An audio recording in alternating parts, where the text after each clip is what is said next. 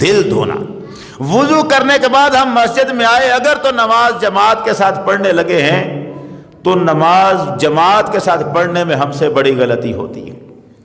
ہمارے ہاں اس بات کا خیال نہیں رکھا جاتا۔ میں عرض کرتا ہوں، یہ جو صف بنانی ہے نا جماعت میں، صف کو درست کرنا اور سیدھا کرنا اور کندھے سے کندھا ملانا انتہا درجے کا ضروری عمل ہے۔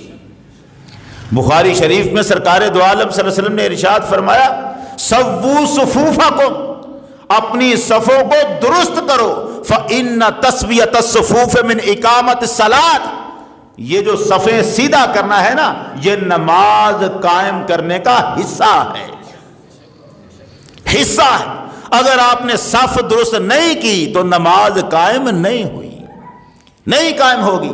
ہمارے ہاں یہ ہے، کھڑے ہو گئے صف میں، ڈھیلے ڈالے، اب اگر کسی کو کہہ دیا کہ یار ذرا قریب ہو جاؤ تو وہ محسوس کرتا ہے شاید یہ تھوڑی سی میری انسلٹ اور بے عزتی ہوئی۔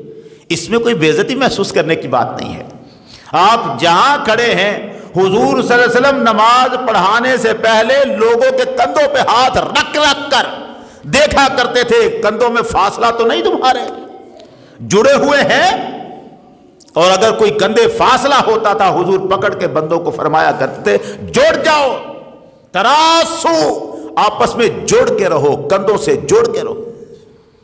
یہ کندھے جوڑ کے کھڑے ہونا نماز میں، ایک دوسرے کے ساتھ جڑ کے کھڑے ہونا بہت ضروری ہے۔ الگ الگ فاصلوں پر کھڑے ہیں، ہمارے درمیان میں یہ فاصلے ہیں، ہم پڑھ رہے ہوتے ہیں وہی جو اقبال کہتا ہے، صفے کج دل پریشاں سجدہ بے ذوق۔ ہمارا حال یہ ہے کہ ہم نے صفے ٹیڑھی میڑھی بنائی ہوئی، کہیں کوئی آگے نکلا ہوا ہے، کہیں کوئی پیچھے نکلا۔ سرکار دو عالم صلی اللہ علیہ وسلم صف کو درست کرنے کا انتہا درجے کا اہتمام فرمایا کرتے، اور ہم اس سے غفلت میں پڑے۔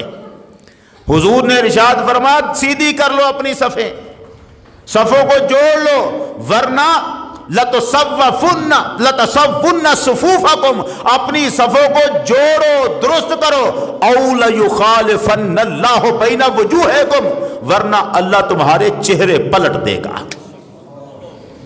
یہ چہرے پلٹنے کا مطلب یہ ہے دلوں میں ایک دوسرے کی محبت نہیں رہے گی، تنقیدیں آ جائیں گی، ہر بندہ پھر دوسرے پر نظر رکھ کے نکتہ چینیاں کرنا شروع کر دے گا، نفرتیں پیدا ہو جائیں گی، ٹوٹ جائیں گی، الگ الگ ہو جائیں گی۔ ہم میں آپس میں جو تفرقہ پڑا ہے، جو لڑائیاں ہیں، جو فسادات ہیں، ان کی ایک وجہ ہمارا مسجد میں صف کو درست نہ کرنا۔ من اقامت الصلاۃ، یہ نماز کو کے قائم کرنے میں شامل ہے صف کو درست کرنا۔ اب اس سے آگے جب ہم نماز کے اندر داخل ہو گئے، اب ضرورت ہے خشوع کی، دل متوجہ ہو، اللہ کا ڈر رکھ کر۔ بڑا عجیب سا جملہ ہے جو سنتے ہیں، یار جب بھی نماز پڑھنے لگتے ہیں خیالات بڑے آنے شروع ہو جاتے ہیں، تجھے پتہ نہیں ہے تو کھڑا کہاں ہے، یہ اس لیے آ جاتے ہیں، تیرا دھیان اس طرف نہیں ہے، تجھے پتہ نہیں ہے، جن کو نظر آتا ہے ان سے پوچھ کے دیکھ کیا منظر ہو رہے ہوتے ہیں۔